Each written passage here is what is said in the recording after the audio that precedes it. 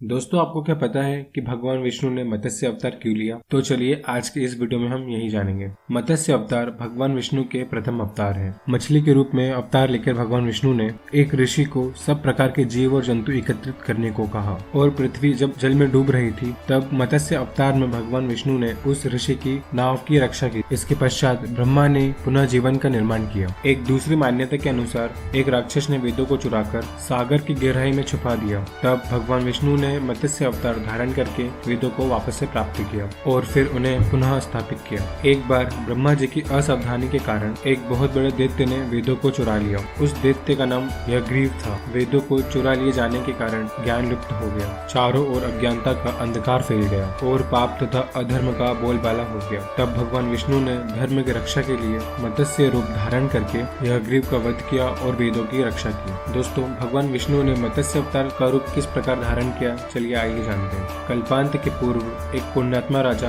तप कर रहा था। राजा का नाम सत्यव्रत था। सत्यव्रत पुण्यात्मा तो था ही, बड़े उदार हृदय का भी था। प्रभात का समय था, सूर्योदय हो चुका था। सत्यव्रत कृतमाला नदी में स्नान कर रहा था। उसने स्नान करने के पश्चात जब तपड़ने के लिए अंजलि में जल लिया तो अंजलि में जल के साथ एक छोटी सी मछली भी आ गई। सत्यव्रत ने मछली को नदी के जल में छोड़ दिया। मछली बोली, राजन, जल के बड़े बड़े जीव छोटे छोटे जीवों को मारकर खा जाते हैं। अवश्य कोई बड़ा जीव मुझे भी मारकर खा जाएगा। कृपया करके मेरी प्राणों की रक्षा कीजिए। सत्यव्रत के हृदय में दया उत्पन्न हो उठी। उसने मछली को जल से भरे हुए अपने कमंडलू में डाल लिया। तभी एक आश्चर्यजनक घटना घटी। एक रात में मछली का शरीर इतना बढ़ गया कि कमंडलू उसके रहने के लिए छोटा पड़ने लगा। दूसरे दिन मछली सत्यव्रत से बोली, राजा, मेरे लिए रहने के लिए दूसरा स्थान ढूंढिए, क्योंकि मेरा शरीर बढ़ गया है। मुझे घूमने फिरने में कष्ट होता है। सत्यव्रत ने मछली को कमंडलू से निकालकर पानी से भरे हुए मटके में रख दिया। यहाँ भी मछली का शरीर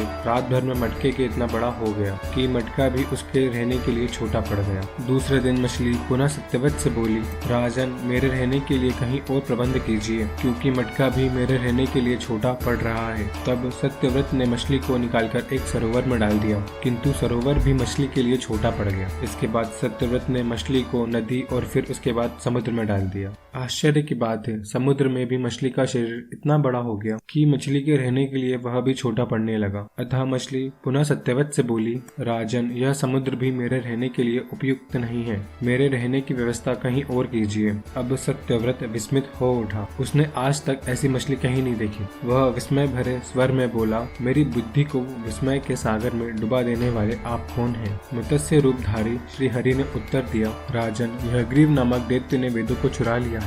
जगत में चारों ओर अधर्म और अज्ञान का अंधकार फैला हुआ है। मैंने यज्ञग्रीव को मारने के लिए ही मत्स्य रूप धारण किया है। आज से 7वें दिन पृथ्वी प्रलय के चक्र में फंस जाएगी। समुद्र उमड़ उठेगा, भयानक वृष्टि होगी, सारी पृथ्वी पानी में डूब जाएगी। जल के अतिरिक्त कुछ भी दृष्टिगोचर नहीं होगा। आपके पास एक नाव पहुंचेगी। आप सभी अनाजों और औषधियों के बीजों को लेकर सप्त ऋषियों के साथ नाव पर बैठ जाइएगा। मैं उसी समय आपको पुनः दिखाई पड़ूंगा और आपको आत्मत्व का ज्ञान प्रदान करूंगा। सत्यव्रत उसी दिन हरिहर का स्मरण करते हुए प्रलय की प्रतीक्षा करने लगे। 7वें दिन प्रलय का दृश्य उपस्थित हो उठा। समुद्र भी उमड़कर अपनी सीमाओं से बाहर आने लगा। भयानक वृष्टि होने लगी। थोड़ी ही देर में सारी पृथ्वी पर जल ही जल हो गया। संपूर्ण पृथ्वी जल में समा गई। तभी उसी समय एक नाव दिखाई पड़ी। सत्यव्रत सप्त ऋषियों के साथ उस नाव पर बैठ गए। उन्होंने नाव के ऊपर संपूर्ण अनाजों और औषधियों के बीज को भर लिए। नाव प्रलय के सागर में तैरने लगी। प्रलय के सागर में उस नाव के अतिरिक्त कहीं भी कुछ नहीं दिखाई दे रहा था। सहसा मत्स्य रूपी भगवान प्रलय के सागर में दिखाई पड़े।